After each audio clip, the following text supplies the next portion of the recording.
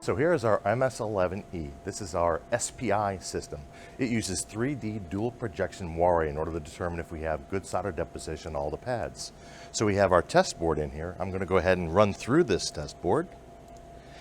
And what happens is we go through each frame looking at multiple different solder depositions on the PCB, and we're looking for volume, XY offset, bridging, shape deformity, basically looking to make sure we have good solder depositions across the entire panel.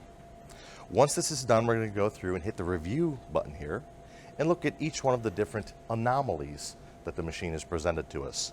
Here we're looking at a pad which doesn't have any solder on it, and as we step through the anomalies, we see that we have bridging here, bridging between pads, and we're also looking to see if we have sufficient volume. Once we collect all this information, this now becomes available to my offline PC, and that's where we're going to actually have a chance to show the operator what happened at the SPI system. And this is our MB6 Omni. This is a 3D AOI system. This machine uses a 15 megapixel camera and digital tri-frequency moire. We have 3 different frequencies that we use to capture and profile all of the different components on the board in 3D. Tri-frequency allows us to go anywhere from 0 to 25 millimeter components in height. So what I'm going to do here is, this is our test board. We have quite a few anomalies on here, or defects, quite frankly. And what I'm going to do is go through and run it. And as I run this, we're actually we're going from frame to frame, and we're verifying whether or not the components are there. We're verifying the proper length, width, height, and also coplanarity of all the components on the board.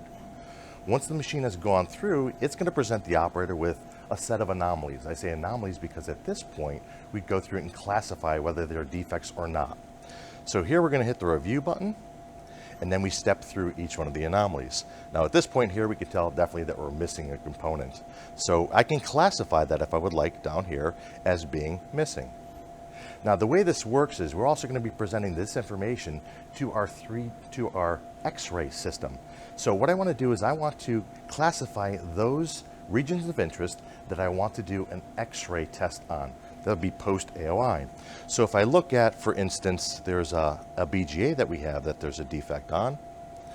That'd be right here. So this is a BGA. Now it's a bottom terminated device. If I look at what the machine has called out, the 3D AOI is saying that this location here, that corner, is actually raised.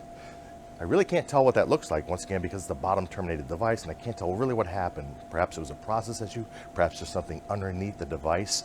So at this point, what I'm going to do is classify this as smart loop. What that means is, now I want to be able to take that and look at that at the at-line X-ray system. And this is our offline PC on which we're running our INTELLI-TRACK software.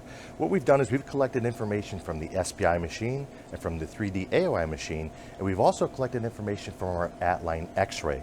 And that is presented to the operator in one screenshot, which allows them to kind of figure out where the process went wrong.